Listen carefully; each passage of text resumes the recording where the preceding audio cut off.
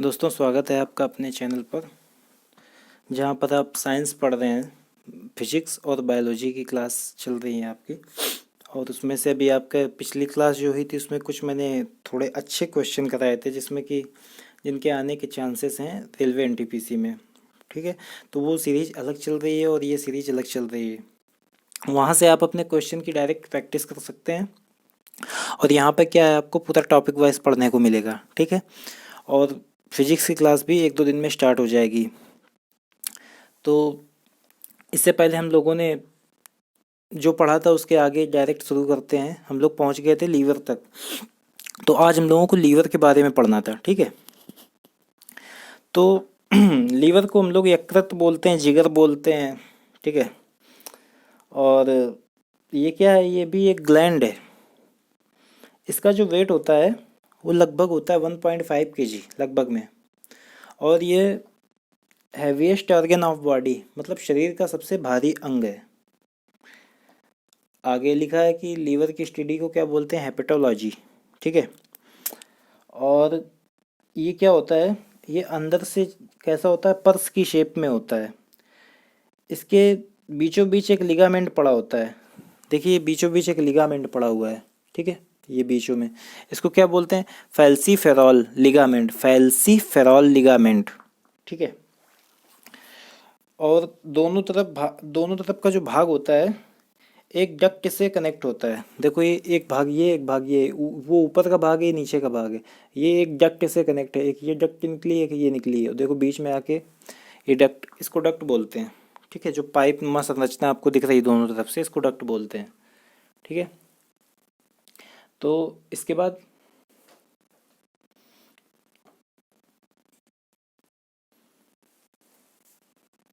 तो तो ये जो डक्ट होती है, इन्हीं से जो होता है बाइल जूस जो होता है आपका, पित्त रस होता है, वो बंद कराता है। नीचे आएगा सब में, मतलब इन्हीं डक्ट के थ्रू पित्त रस बन के आएगा। इसके बाद आप आगे पढ़ेंगे कि लीवर की स्टडी को क्या बोलते हैं, हेपेटोलॉजी। इसमें हेपोटिक सेल पाई जाती है। हेपोटिक सेल, ये जो सेल होती है ना, यही बाइल जूस को प्रोड्यूस करने का कार्य करती है। हेपोटिक सेल जो होती है, यही जो होती है पित्त रस के निर्माण में प्रोड्यूस करने का कार्य करती है। अगला पॉइंट है आपका कि यकृत के कार्य क्या होते हैं। तो इसका जो कार्य होता है पित्त रस का निर्माण करना। तो आपका ये जो पित्त रस है, इसके बारे में थोड़ा जान लेते हैं कि इसकी जो पीएच वैल्यू होती है 8.1 से लेकर 8.6 तक होती है, क्षारीय होता है। ठीक है, आपको पता होगा कि 7 से ऊपर जाने पर कोई भी चीज़ क्षारीय होने लगती है और 7 से नीचे वो अम्लीय होती है। 7 से जितना नीचे जाते जाएंगे उतनी ज़्यादा वो वस्तु अम्लीय होती जाएगी। ठीक है, और आपको पता है जो ये पित्त रस होता है कहाँ पर इकट्ठा होता है, पित्ताशय में, जिसको इंग्लिश में बोलते हैं गाल ब्लैडर। ये देखिए आपका बना हुआ है गाल ब्लैडर। ठीक है, अब आगे थोड़ा बात करते हैं इस फिगर के बारे में। तो ये जो मैंने लिखा हुआ है कि एक ये कॉमन बाइल डक्ट जो लिखा हुआ है, सामान्य पित्त वाहिका, वो देखिए वो लिखा हुआ है, इसको क्या बोलते हैं, सामान्य पित्त वाहिका। ये दिख रही होगी आपको, कॉमन डक्ट वाइल, देखो कॉमन है, दोनों तरफ से आके ये एक हो रही है। ठीक है, और पैंक्रियाटिक डक्ट, पैंक्रियाटिक डक्ट कौन सी है आपकी, ये देखिए पैंक्रियाटिक डक्ट ये है आपकी। ये दोनों मिलकर क्या कर रहे हैं, एक ओपनिंग बना रही हैं। यहाँ पर देखो ये दोनों मिलकर सामान्य पित्त वाहिका और अग्न्याशय वाहिका मिलकर यहाँ पर ओपन हो रही हैं। इस ओपन को क्या बोलते हैं, इसको बोलते हैं एम्प्यूला। ये देखिए लिखा हुआ है, एम्प्यूला बोलते हैं। ठीक है, और ये कहाँ से जुड़ती है, एम्प्यूला कहाँ से जुड़ जाती है जाके, ये ग्रहणी डेडुनम जिसको बोलते हैं वहाँ से जुड़ जाती है जाके। और आगे क्या है, आगे हम लोग पढ़ते हैं थोड़ा सा कि वही यकृत के कार्य मैंने बताई दिया आपको। यकृत का कार्य क्या है, पित्त रस का निर्माण करना। ठीक है, इसके बाद आपका इसी जगह से क्वेश्चन आता है कि जो पित्त रस होता है इसमें एंजाइम की संख्या कितनी होती है। तो पित्त रस में एंजाइम की संख्या 0, कोई भी एंजाइम नहीं होता है। ठीक है, आगे है कि क्वेश्चन आया हुआ है कि बाइल जूस को गाल ब्लैडर में कौन लेकर जाता है। बाइल जूस को हिंदी में बोलते हैं पित्तरस। पित्तरस को गाल ब्लैडर में कौन लेकर जाता है, मतलब पित्ताशय में कौन लेकर जाता है। देखिए अब कौन लेकर जा रहा है,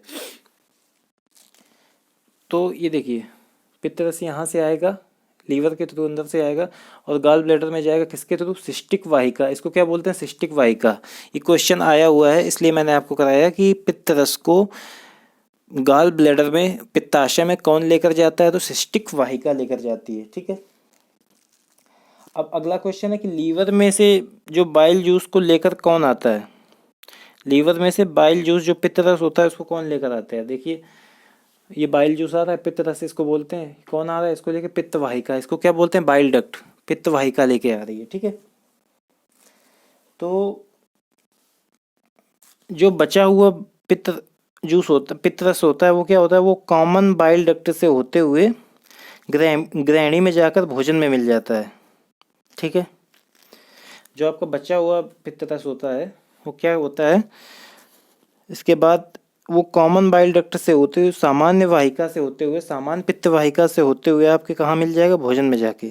अगला क्वेश्चन, एक और क्वेश्चन आता है कि पित्तरस को पैंक्रियाज में लेकर कौन जाता है। पित्तरस को पैंक्रियाज आपका ये है, इसमें कौन लेकर जाता है, तो देखिए कौन लेके जा रहा है, कॉमन बाइल डक्ट। ये देखिए यही तो लेके जा रही है, कॉमन बाइल डक्ट पैंक्रियाज में। ठीक है। तो इतना हो गया। अब इसके आगे क्या है कि जो ये आपका पित्तरस होता है, आप लोग लिखते जाइए, इसके नोट्स बना लीजिए। ठीक है। तो आगे हम लोग पढ़ेंगे जो पित्तरस होता है इसका फंक्शन क्या होता है। ठीक है। इसको आप लोग अच्छे से लिख लीजिए, आपको मज़ा बहुत आएगा इसको पढ़ने में, क्योंकि इसमें आपका कोई भी चीज़, हर चीज़ को बिल्कुल सिंपल वे से पढ़ाया है मैंने, और कोई भी चीज़ ऐसी नहीं जिसको काफ़ी टफ किया हो, और सब कुछ डिटेल में पूरा बताया है। और वहाँ पर आपके साथ में क्वेश्चन तो चल ही रहे हैं, तो आप लोग पूरा वहाँ से क्वेश्चन की प्रैक्टिस करिए, यहाँ से पूरा सिंपल वे में पढ़िए, तो आपको मज़ा बहुत आएगा पढ़ने में। और चैनल को प्लीज़ लाइक कर दीजिए, शेयर कर दीजिए और सब्सक्राइब कर दीजिए, ताकि मुझे भी थोड़ा मोटिवेशन मिले अच्छा, और मैं अच्छे से अच्छा वीडियो बनाऊँ। ठीक है। तो आगे पढ़ते हैं। हम लोगों को क्या पढ़ना है कि जो पित्तरस होता है इसका फंक्शन क्या होता है। ठीक है। तो आगे क्या मैंने बताया कि आगे हम लोगों को पढ़ना है पित्तरस का जो फंक्शन होता है क्या होता है। देखिए क्या होता है, इसमें तो कोई भी एंजाइम नहीं होता है। ठीक है। एंजाइम की संख्या 0। तो फिर इसमें क्या होता है, सोडियम साल्ट होते हैं। कौन कौन से सोडियम साल्ट होते हैं, एक तो ट्यूरोकोलेट होता है और ग्लूकोकोलेट होता है। ठीक है। 2 ये सोडियम साल्ट होते हैं। इसके बाद इसका जो मेन फंक्शन है, पित्तरस का मेन फंक्शन क्या है कि जो आपके आमाशय में, स्टमक में जो फूड था वो क्या होता है, वो एसिडिक फूड होता है। ठीक है। और ये क्या करता है, एसिडिक फूड जो होता है वो ग्रैणी में आ गया। ठीक है।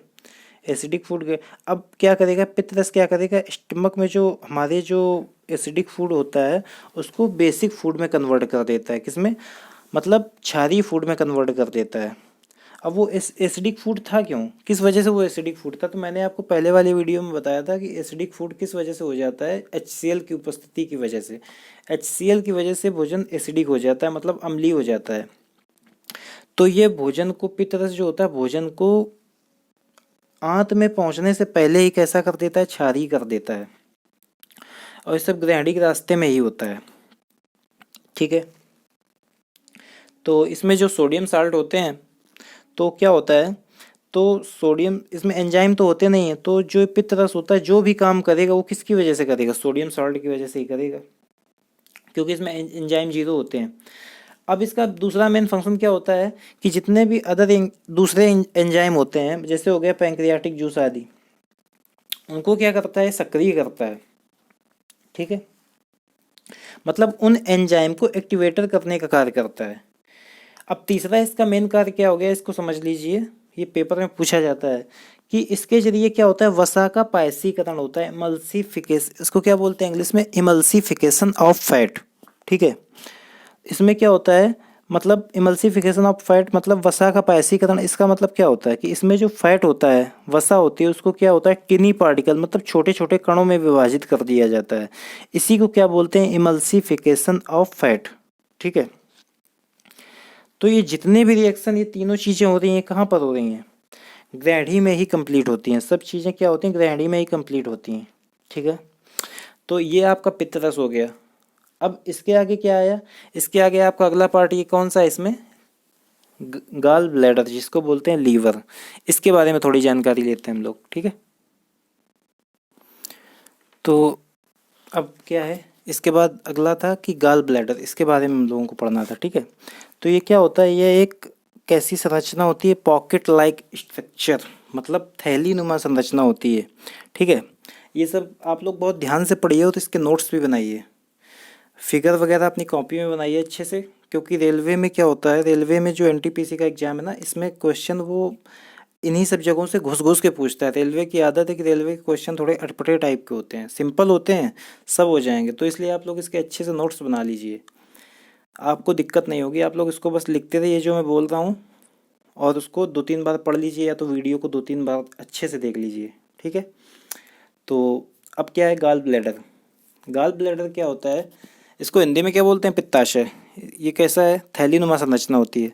अब इसका कार्य क्या होता है? मेन फंक्शन जो पित्ताशय का मेन फंक्शन जो होता है, इसका मेन फंक्शन होता है पित्त रस का भंडारण करना। ठीक है, ये देखिए पित्त रस का भंडारण यहाँ पर होता है, तो मेन फंक्शन इसका ये हो गया। अब ये मैंने भी आपसे क्वेश्चन भी पूछा था कि पित्त रस जो होता है गाल ब्लैडर में किसके जरिए आता है? तो सिस्टिक वाहिका के जरिए लीवर से पित्तरस गाल ब्लैडर में आता है। ठीक है, तो अब इसके आगे क्या है कि अब मान लीजिए पित्तरस में कभी कभी क्या होता है, जो होता है कि गाल ब्लैडर में पथरी बन जाती है, पथरी का निर्माण हो जाता है। और गाल ब्लैडर में पथरी बनने के केवल 2 कारण होते हैं। पहला कारण क्या होता है कि बाइल सॉल्ट जो होता है, पित्त, ये जो सॉल्ट मैंने बताया था कि इसमें जो सॉल्ट पाया जाता है वो ज़्यादा, उसकी संख्या ज़्यादा हो जाए, इंक्रीज हो जाए। ठीक है, और दूसरा क्या होता है? कोलेस्ट्रॉल का अमाउंट ज़्यादा हो जाए, कोलेस्ट्रॉल बॉडी में ज़्यादा बढ़ जाए, तो फिर पथरी बनने के चांसेस हो जाते हैं। ठीक है, जो किडनी वाली पथरी होती है वो टमाटर वगैरह खाने से, ज़्यादा वैसी चीज़ें खाने से हो जाती है, वो अलग चीज़ है, ये अलग चीज़ है। ठीक है, तो क्या होता है कि किडनी वाली पथरी जो होती है वो कट हो जाती है, ये वो वाली नहीं है। इसके पीछे क्या कारण है कि किडनी वाली पथरी, जैसे कि जो भी आप मान लीजिए, वो बाद में बताऊंगा, जब मैं किडनी पढ़ाऊंगा उसमें बताऊंगा। ठीक है, अभी इसी को पढ़ाते हैं क्योंकि फिर आप लोगों को थोड़ा सा कन्फ्यूजन हो जाएगा। अब देखिए पथरी के बारे में थोड़ा सा जानते हैं कि मान लो एक ऐसा व्यक्ति है जिसके अंदर पथरी बन के तैयार हो गई। हाँ, और एक और चीज़ की, पथरी को हिंदी में क्या बोलते हैं? अश्मरी बोलते हैं।